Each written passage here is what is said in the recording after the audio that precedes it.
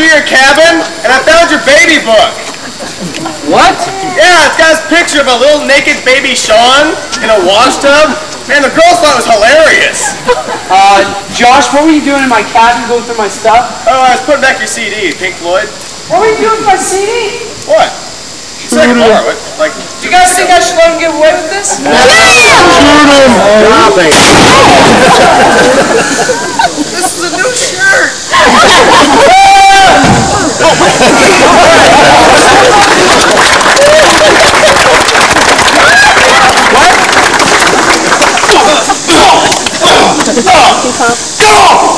Does anybody have any questions?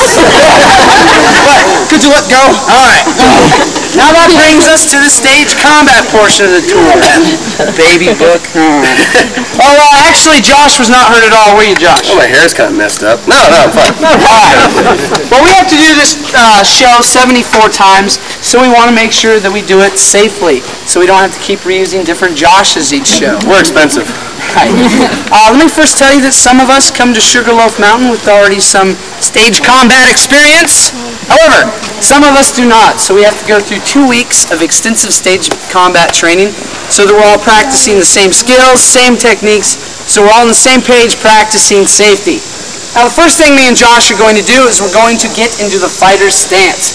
What that is that's bent knees and low to the ground, much like fighters get into. Also, the next thing that me and Josh are going to want to do is we're going to want to make eye contact. I want to make sure that not that kind of eye contact. As you can see, there's a lot of sand on the stage. If that gets kicked into my eyes, I sure don't want Josh throwing a punch at me if I don't see it happen. Next thing that's going to happen is for this particular punch, which is the roundhouse punch, me and Josh are actually not going to get any closer than this distance right here. There's going to be a distance between us. The reason for that is because I don't want to get hit in the face 74 times in a row. Also, your and my ability to judge distance is thrown off at about 8 to 10 feet. And as you can see, we can use that to our advantage here on the stage. So the next thing that's going to happen is after Josh and I have made eye contact, we're in the fighter stance, and we have the accurate distance between us, Josh is then going to prep for the punch. And as you can see, he's prepping back bigger than in a regular fight, hopefully. The reason for that is so people that are sitting way up there, they can easily see that Josh is going to throw a punch at me. Also lets me know that he's throwing a roundhouse punch at me. Also, what's going to happen, the next thing we're going to do is Josh throws the punch. I'm going to make a slap hand nap. What that is I make the sound, I make the sound of flesh hitting flesh as I hit a part of my body. It makes the sound of flesh hitting flesh. And then the next thing that me and Josh do is we rotate our bodies. This is called masking. The reason that we do this is so that you guys actually don't get to see the distance between us. So when we throw everything together, it looks a little something like this. Yeah. That was a good one. Alright, well, Josh is going to show you the stomach punch now. Or gut shot. Now, this is an in-distance move. I do make contact with Sean's body. What? It's alright. I use negative energy. I use more force to pull away than push in. Also, I keep my hands slightly open as opposed to balling it up tightly. This way I don't collapse Sean's spleen. I appreciate He that. wouldn't like that. No. You stand slightly off line so we don't connect noggins. Make eye contact, prep, and punch. And then Sean sells it. Well, I believe that brings us to the groin kick. Oh, man. What's going to happen here is Josh is going to throw a roundhouse punch. I'm going to block it and kick him in the groin. Stunt double. All right. You ready for this, Josh? Oh my gosh, are you okay today? Yeah, I'm fine. Okay, so what happens here is when Josh throws the roundhouse, I block it, stepping in this way, swinging my hips. That way when I kick Josh, I'm actually kicking up into his thigh instead of into his body, which would hurt. Also, next thing I'm doing is I'm pointing my foot like this, so I'm hitting him with the soft part of my foot. Instead of hooking my toes up into the air, coming into Josh's leg like a dork, once again hurting Josh. Also, I'm using that negative energy Josh was talking about, which means I'm actually pulling away with more force than I'm actually kicking in. And then we leave the rest up to your guys' imagination, and what an imagination it is. And that brings us to the hair pull. No, they don't need to see a hair pull. Oh, yeah. Come on. No, they already saw the green. Oh, come here. You guys don't need to see a hair pull, do you? Yes. All right. It works like this. I reach over Sean's head and make a fist. He grabs it and then jumps around and screams like a nigger. Scream! Now, you see, if I let go, well, if he lets go, I have no hair in my hand. It's entirely Sean.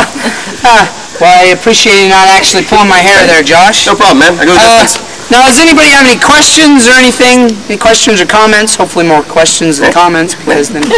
Nothing? All right. Well, you guys just saw Josh do a tremendous high fall. Now he's going to tell you a little bit more on how he did that. Thanks, Sean. Thank you, guys. Now, if you guys would like, you can shuffle on down as much as you can down this way. Do still stay off the grass, though. There are grim ones. And behind this line, a big break comes up. This is a Barking Fox high fall. It's called that because in the first scene of the play, a character named Barking Fox climbs up there trying to sneak up on Simon Kenton and his men. But Simon sees him. Simon turns and fires, pacow, pacow being the sound of gunfire. Pacow, and Barking Fox cartwheels off to his rocky death. Now, as you can see, I just did that. I'm still very much alive. That's because I land on a nice, soft, foam rubber crash pad. That pad is 7 feet long, 4 feet wide, and 2.5 feet thick. It sits on a cart behind this masking wall. Now that wall hides the pad and completes the illusion for the audience. The way it works is like this.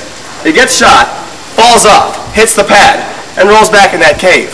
Then all of this, which sits on wheels, is magically drawn... Okay, it's pulled by 2 guys on ropes. It's pulled back in a mountain, and it leaves this area open for acting and fighting later on. Now, I'm going to show you this again, but first I'm going to ask that none of you try this at home. Okay, we will. Very dangerous. Don't try it at home, don't try it at Walmart. Shawnee word, mata means bad. For several reasons. First of all, the height. From my chest to that pad is roughly 23 feet. And that distance, you can really pulverize yourself. Secondly is that concrete wall right there. Like I said, it's concrete. Concrete and steel.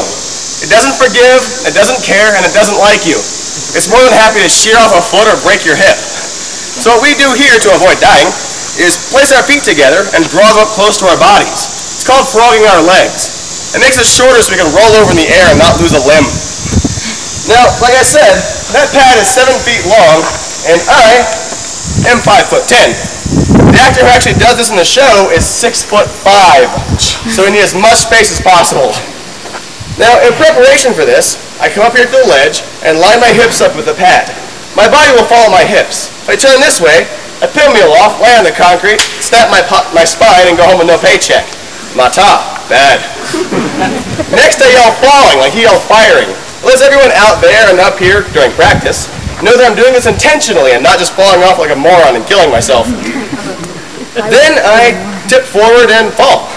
I don't jump or hop because if I did, I might overshoot and smack that wall. Still bad, very bad. And what happens is as I fall, gravity will take over. Gravity will roll me on my back and land me safely on that pad. Hopefully. Now, I said roll over. This is a blind high fall. Although there is a little orange dot that I use as a target as I fall, I watch it most of the way down.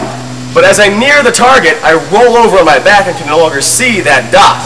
So it's all just practice and muscle memory and prayer. Now the last thing I do, and the easiest, is scream my idiot head off all the way down. This lets all the air out of my lungs. Otherwise I might strike that pad with lungs full of air. I could easily collapse or burst a lung. Again, go home, no paycheck. Say it with me. Mata. Bad. And it looks like this. Falling!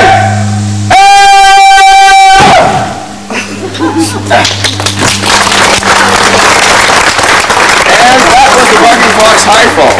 Now, there was no blood or guts involved in this, but your tour guide has something lovely to show you.